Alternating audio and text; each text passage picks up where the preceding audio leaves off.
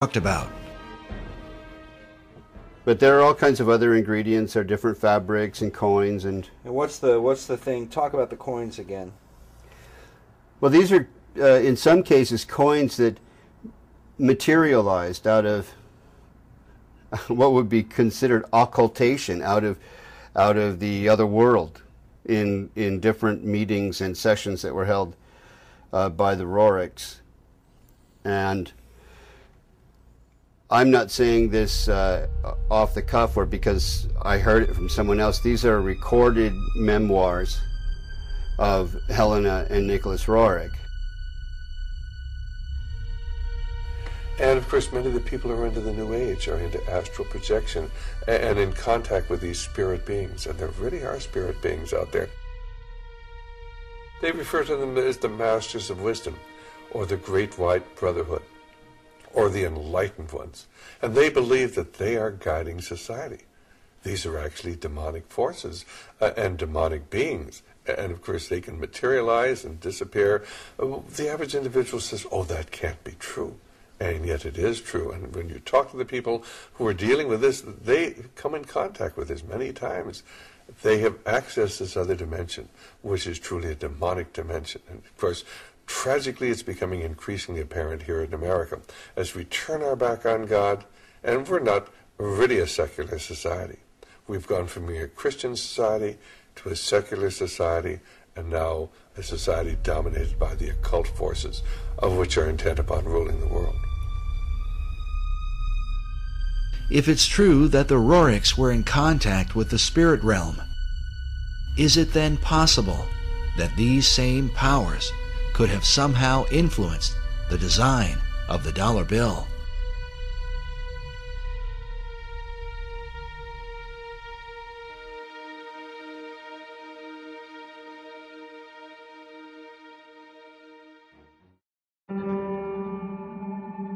While the history surrounding FDR's administration is disturbing, there is said to be a darker level, and one that is openly satanic, in the design of the dollar bill. These allegations begin with a group founded in Bavaria in 1776, known as the Illuminati. The order was founded by a man named Adam Weishaupt, with the alleged purpose of perfecting society. The symbolism of the dollar bill, Adam Weishaupt, do you really think it has anything to do with the Illuminati, in your opinion?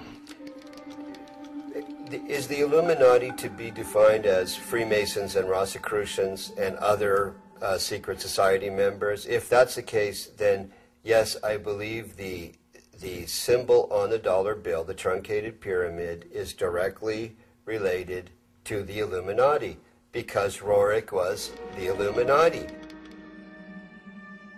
In the 18th century, the original order was thought to have a bloodthirsty agenda, and it was believed that they secretly worshiped Lucifer. George Washington warned about the Illuminati in his letters, while Thomas Jefferson and Benjamin Franklin were thought to be members of its inner circle. Which brings us to our next speaker. He claims to have been raised in a modern Illuminati family that dates back to the 1700s. He says that, as a child, he was made to practice black magic and witchcraft. His name is Doc Marquis. My family goes back into the Illuminati all the way back to 1789. Of course, we have no way of either confirming or denying Doc's claims, but it is worth noting that he has acted as an expert on the occult for law enforcement and the FBI. According to his publisher, in the past he has appeared on and consulted for Geraldo Rivera and Oprah Winfrey, and for shows like Hard Copy, Inside Edition, and Unsolved Mysteries. Doc has been a Christian since 1979, but he says that part of his upbringing in a family that worshiped Lucifer was to be taught about the secret Illuminati symbols of the dollar bill, and that understanding them begins with the Rothschild dynasty. Meyer Amschel Rothschild had made a very interesting and profound statement. He said, "Allow me to control and issue the money of a nation, and I care not who writes its laws. And he was right. Meyer Amschel Rothschild is called the founding father of international finance. In 2005, Forbes magazine ranked him 7th on their list of the 20 most influential businessmen of all time.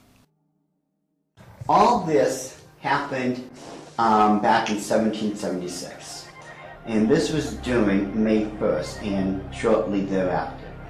The significance behind that is that on May 1st, 1776, Dr. Adam Weishaupt, who was a devout Jesuit priest, who was given the chair of the professorship of religious studies at Ingolstadt University, was approached by Meyer Amschel Bauer, who would later change his last name to Rothschild, along with 12 of his most financially influential friends.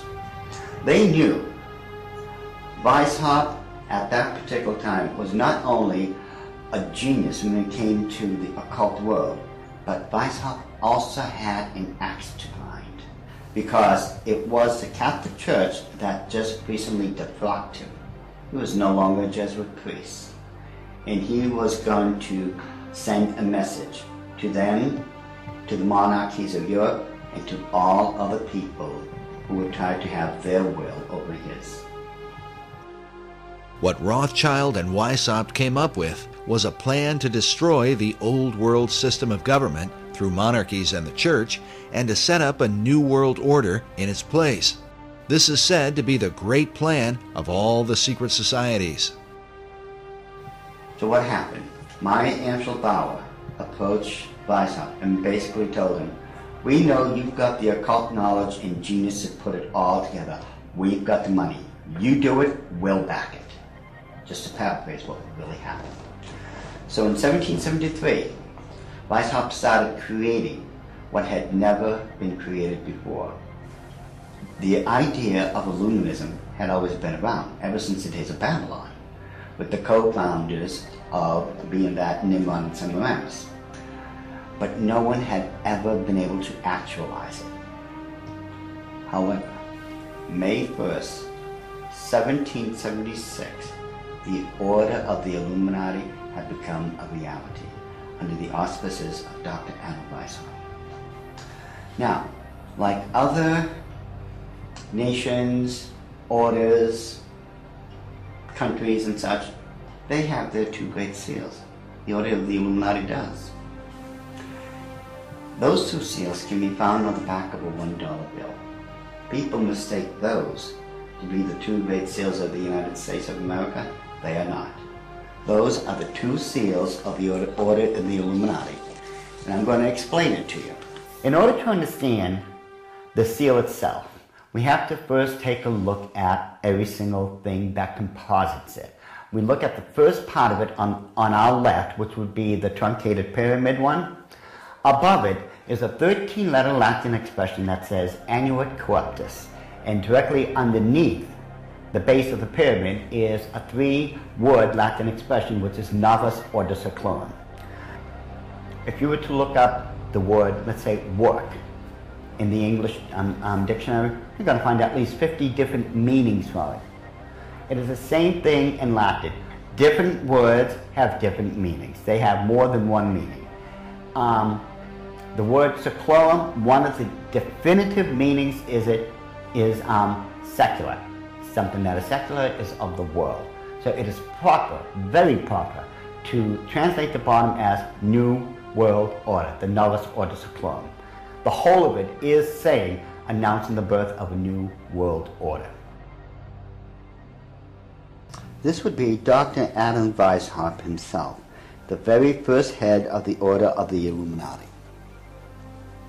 It was Weishaupt who had himself come up with a 7-part plan to create what he called the Novus Ordo Seclorum, or the New World Order. This is the person responsible for it. The interesting thing about the front of the dollar bill is that there are 4 huge ones. There is one in every single corner. Now if we look at every single one of them, they each have an oval around it, except for the top right-hand one.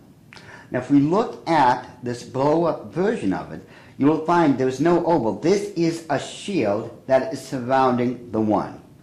Now, the reason there was a shield here is because this is very similar to the original shield that was given to the Rothschild family when Baron Meyer Amschel Rothschild had become knighted in England and received the lordship. If we look across the top of this shield, all the way to the left-hand side, it drops down and forms a crescent moon. It's a crescent moon because it represents the female goddess in the occult world. At the bottom of that shield, of that lunar moon, you will see the owl. And it's very obvious once you take a good look at that part of the crescent moon. And it is the same Illuminati owl that is being worshipped at the Bohemian Grove in California by those members of the Bohemian Grove, where presidents, premiers, kings and queens and heads of nations throughout this world have met. You can tell just by looking at this photo, that is a 40-foot owl. It is made out of oak, and that the worshippers are surrounding that fire pit around that altar, which is easily reflected in the lake around them. This is definitely the owl of the Illuminati. The rituals performed at the Bohemian Grove are occult and idolatrous. One of them, called the cremation of care, is supposed to be a mock human sacrifice, though some suggest that real killings take place. When President Nixon was there, he commented about the extreme homosexual environment at this all-male boys' club. Among other powerful American leaders who have been spotted at the Grove are Ronald Reagan, Dwight Eisenhower, Jimmy Carter, Newt Gingrich, and George Bush Jr. and Sr. Now, when we take a look at the O, it is actually, occultically speaking, the shape of the Ouroboros, the snake that's going around in a circle, devouring itself.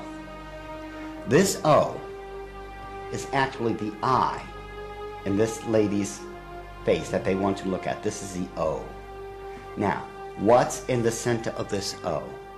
You take a good look. It is the exact same owl of the Illuminati that we saw on the back of the $1 bill. So the question then becomes, who owns L'Oreal? But the owl seems to be a major symbol for the secret societies, as they are found repeatedly inside government buildings in Washington, D.C. And a giant owl figure is even seen in the street design, with the United States Capitol in the midst of it.